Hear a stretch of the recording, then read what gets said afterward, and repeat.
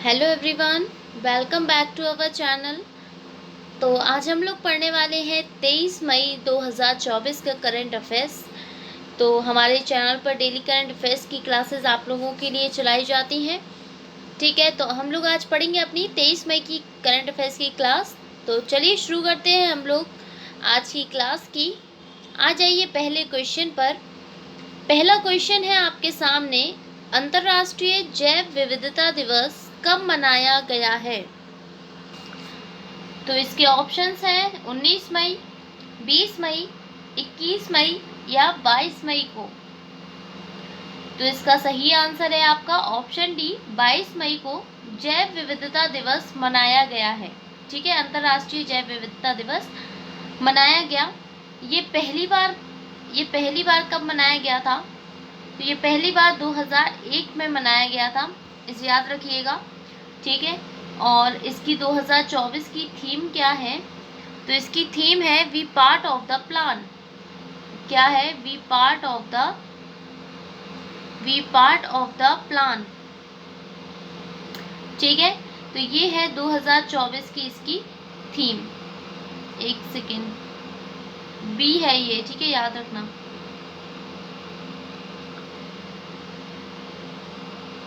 कोई नहीं, तो be part of the plan. ठीक है, इसका हिंदी में मतलब होता है आपका योजना का हिस्सा बने।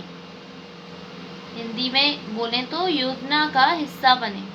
ठीक है, योजना का हिस्सा बने। क्लियर?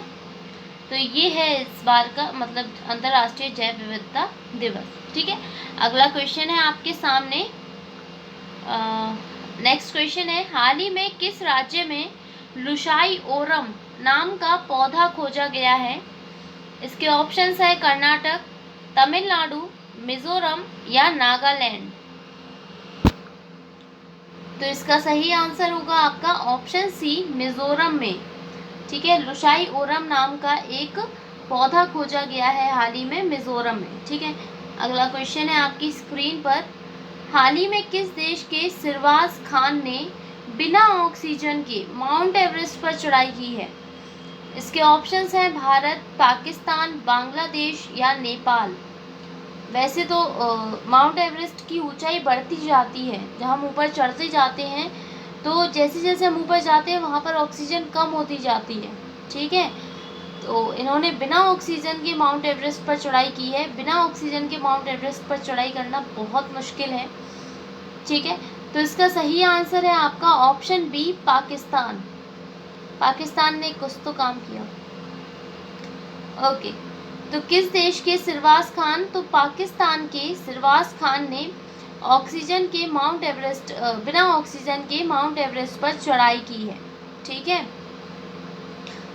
ओके, अगला क्वेश्चन है आपके सामने, देख लीजिए, आपकी स्क्रीन पर है नेक्स्ट क्वेश्चन, हाल ही में भारत और किस देश की सेनाएं संयुक्त अभ्यास शक्ति में भाग ले रही हैं?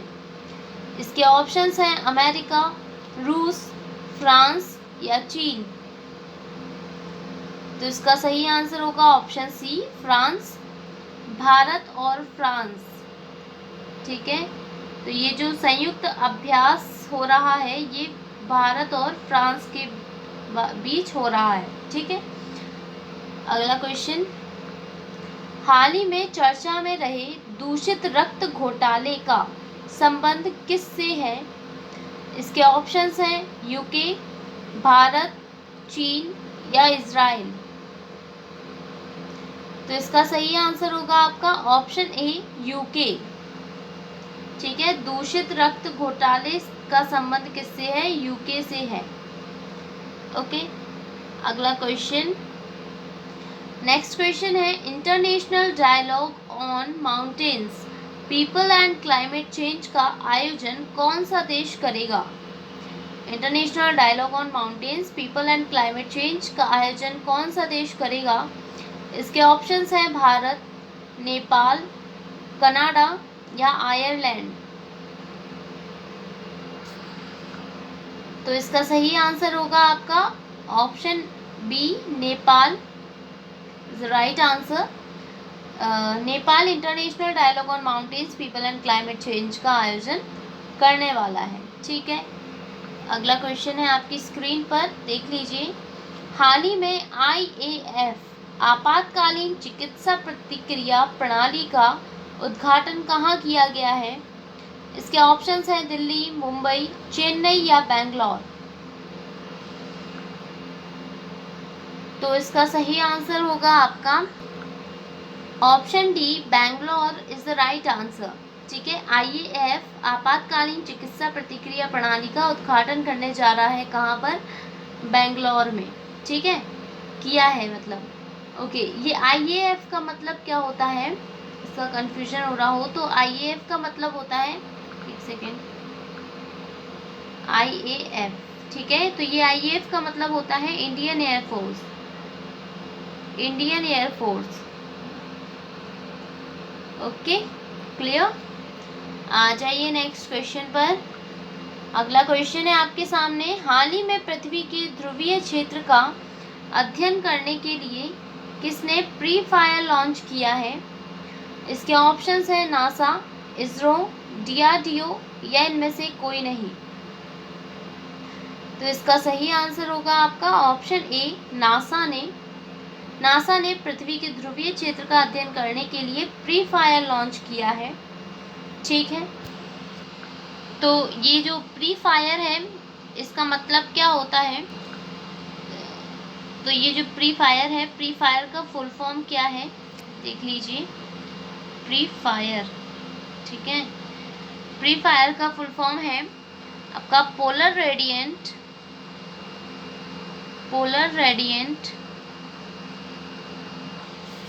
Energy in the far, polar radiant energy in the far infrared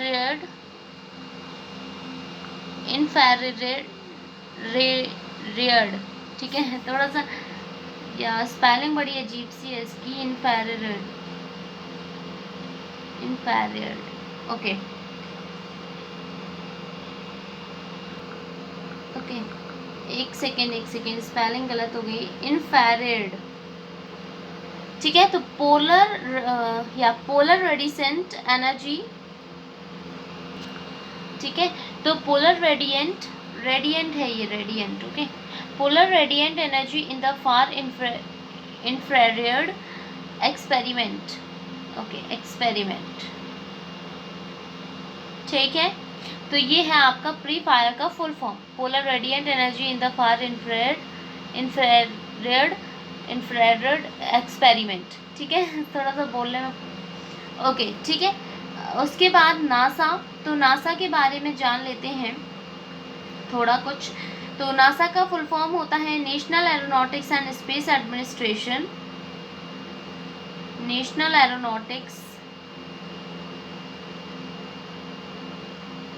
aeronautics and space administration,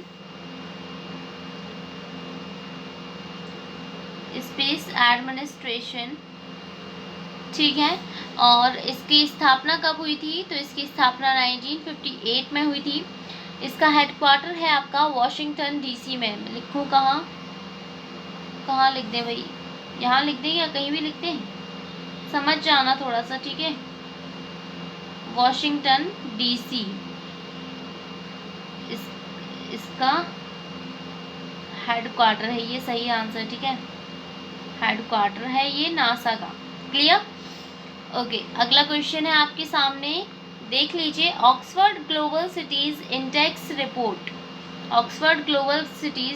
report 2024 में दिल्ली की रैंक कौन सी है? इसके ऑप्शंस है 535, 324, 1000 या 350।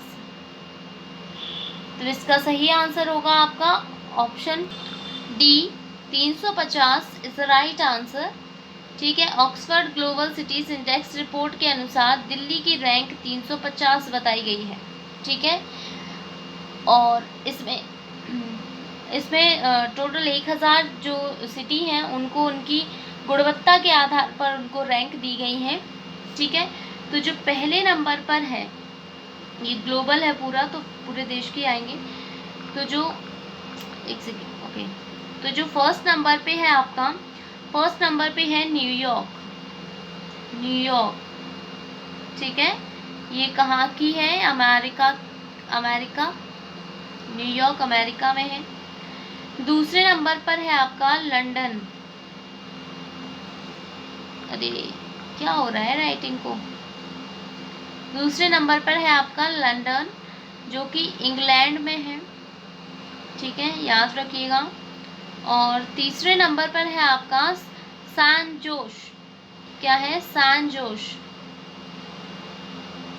सैन जोस, ये भी आपका अमेरिका में ही है, ठीक है। तो ये टॉप 3 रैंक वाले शहर हैं जो Oxford global cities index report तो 2024 में टॉप रैंक पर है, ठीक है। और हमारे यहाँ दिल्ली का जो स्थान है वो 350 है। क्लियर? आ जाइए अगले क्वेश्चन पर। इसमें टोटल 1000 टोटल वो थी, शहर थे, और इनको फिर उनकी गुणवत्ता, उन क्वालिटी के हिसाब से उनकी रैंक दी गई है, ठीक है। आ जाइए नेक्स्ट क्वेश्चन है आपके सामने। एलॉन मस्क ने अपनी स्टारलिंक उपग्रह इंटरनेट सेवा है, ये सेवा, ओके, इंटरनेट सेवा कहाँ शुरू की है? इसके ऑप्शंस हैं अमेरिका, फ्रांस, इंडोनेशिया या कनाडा। तो इसका सही आंसर होगा आपका option C, Indonesia is the right answer, ठीक है। स्टारलिंक उपग्रह इंटरनेट सेवा इंडोनेशिया में शुरू की गई है एलॉन मस्क द्वारा। अगला क्वेश्चन है आपके सामने। हाल ही में जारी वैश्विक यात्रा व पर्यटन सूचकांक में शीर्ष पर कौन सा देश है? इसके ऑप्शंस हैं भारत, अमेरिका, जापान या रूस। तो इसका सही आंसर होगा आपका option B, America is the right answer, ठीक है। तो जो पर्यटन सूचकांक, वैश्विक यात्रा और पर्यटन सूचकांक में अमेरिका शीर्ष पर है, ठीक है। और इसमें भारत का स्थान कौन सा है? तो इसमें भारत 39 नंबर पर है, ठीक है। इसने अपनी जो रैंक है उसमें प्रोग्रेस किया है। 2021 की जो रिपोर्ट थी, 2021 में भारत की जो रैंक थी वो 54 थी, ठीक है। अब इसने अपनी रैंक में प्रोग्रेस किया है और 39 रैंक पर ये आ गया है। क्लियर? ओके, ये हमें कैसे पता चलता है, किस रिपोर्ट के अनुसार? तो ये WEF की रिपोर्ट होती है, ठीक है। WEF द्वारा जारी रिपोर्ट के अनुसार हमें पता चला है कि कौन शीर्ष पर है, किसकी क्या रैंक है, ठीक है, WEF रिपोर्ट के अनुसार। ओके, ये WEF होता क्या है? तो इसका मतलब होता है वर्ल्ड इकोनॉमिक फोरम,